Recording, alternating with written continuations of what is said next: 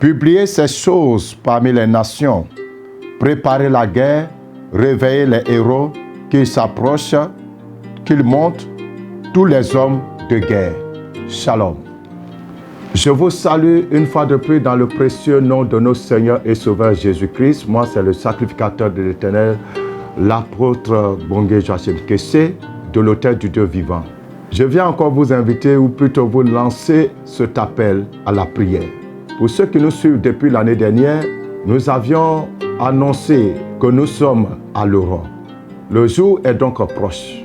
C'est le moment de se réveiller, c'est le moment de se remuer, de sortir de la torpeur, de faire en sorte que la lumière jaillisse dans nos vies et sur notre territoire, sur notre peuple, le peuple de Côte d'Ivoire. Il y a quelques mois de cela, nous vous avions annoncé le projet funeste du monde des ténèbres concernant notre pays sur le plan politique. Nous avons fait mention des enlèvements et nous avons fait mention de l'avènement d'un nouvel ordre politique qui ne serait pas dans le plan divin. Dans ce message, nous avions également indiqué que le mois d'avril serait un mois. Si rien n'est fait, ce serait un mois dans lequel nous allions voir les premiers signes de ce nouvel ordre. Avril n'est pas encore arrivé, nous avons encore le temps. Et je félicite tous ceux qui sont à la brèche et qui ont entendu notre appel l'année dernière et qui ont prié jusqu'en fin décembre. Mais mes bien-aimés, nous ne devions pas arrêter la prière jusqu'à ce que la victoire soit totale. Mais nous avons baissé la prière parce que nous nous sommes dit jusqu'en décembre, le défi serait relevé.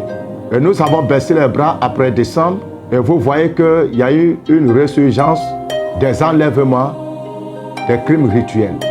Ceux qui enlèvent les jeunes filles, les jeunes gens, les enfants, le font pour accomplir un projet établi par les forces du mal qui veulent maintenir notre pays sous le joug.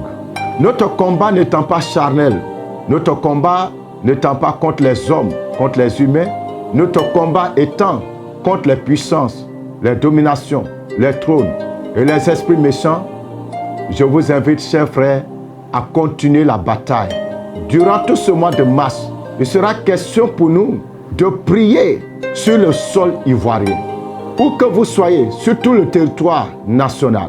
Vous savez, dans le livre de Jérémie, chapitre 22, verset 29, il est écrit « Terre, terre, terre, écoute la parole de l'Éternel. Ainsi parle l'Éternel, inscrivez cet homme comme privé d'enfant, comme un homme dont les jours ne seront pas prospères, car nul de ses descendants ne réussira à s'asseoir sur le trône de David et à régner sur Juda. » Dans Jérémie 48, verset 18, il est écrit « Descends du séjour de la gloire, assieds-toi sur la terre desséchée, habitante, fille de Dibon, car le dévastateur de Moab montre contre toi et détruit tes forteresses. » À la lecture de ces deux passages, nous découvrons que l'ordre est donné à la terre.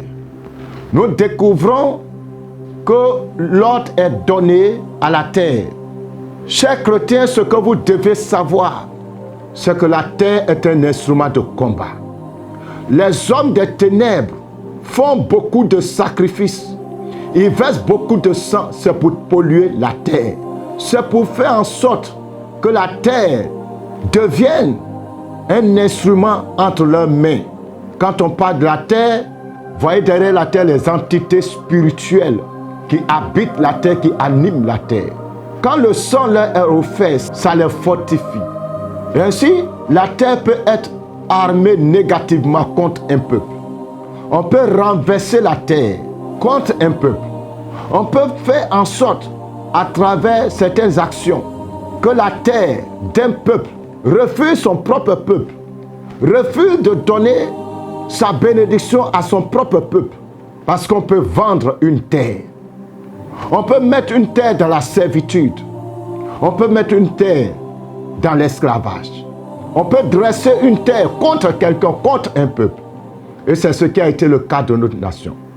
Je vous invite donc, durant tout ce mois de mars, à invoquer le sang de Jésus-Christ sur la terre de la Côte d'Ivoire. Invoquez le sang de Jésus sur la terre de la Côte d'Ivoire, partout où vous êtes. Voici quelques sujets que je vais vous donner. Vous pourrez en ajouter selon que le Saint-Esprit vous conduira. Ordonnez que la terre de la Côte d'Ivoire refuse l'injustice. Deuxièmement, ordonnez à la terre de renverser tout trône d'injustice, de vomir tout autel sur lequel ou sur lesquels des âmes sont sacrifiées. Ordonnez à la terre de vomir tout sang qui lui est donné, de refuser le sang des innocents. Ordonnez à la terre de mettre à nu ce qui est caché. Tous les actes ignobles qui se produisent sur le territoire et qui deviennent un piège pour notre pays. Ordonnez à la terre de ne plus accepter de puissances maléfiques, de ne plus collaborer avec les puissances maléfiques. Ordonnez à la terre de rejeter tout royaume qui n'est pas établi par Dieu, de fortifier tout royaume que l'Éternel lui-même s'est choisi. Ordonnez à la terre de rentrer en alliance avec le soleil de justice de l'Éternel. Faites ce travail dans vos maisons, dans vos églises, durant tout ce mois de mars. Le 31 mars, dans vos églises, dans vos maisons, réunissez-vous pour élever à Dieu le mois d'avril, afin que tout projet maléfique, tout projet politique maléfique soit avorté, qu'on n'entende point parler de quoi que ce soit dans notre pays. Qu'à partir de ce mois d'avril, la puissance de Dieu commence à secouer les fondements lucifériens, les autels lucifériens, maçonniques, qui sont dressés dans notre nation. C'est par l'Église que la puissance de Dieu doit être démontrée sur la terre. Pour finir, lisons dans le livre de Romains chapitre 13 à partir du verset 11. Cela importe d'autant plus que vous savez en quel temps nous sommes. C'est l'heure de vous réveiller enfin du sommeil. Car maintenant, le salut est plus proche de nous que lorsque nous avons cru. La nuit est avancée, le jour approche. Dépouillons-nous donc des œuvres des ténèbres et revêtons les âmes de la lumière. Alléluia. La nuit est avancée, le jour approche. Dépouillons-nous donc des œuvres des ténèbres et revêtons-nous des âmes de la lumière. Chers frères et sœurs, avant de rentrer dans ce temps de prière, continuons à demander pardon à Dieu pour nous-mêmes, pour notre nation. Continuons à plaider le sang de la miséricorde sur notre pays, afin que Dieu fasse grâce à notre nation pour une liberté totale. Restez bénis.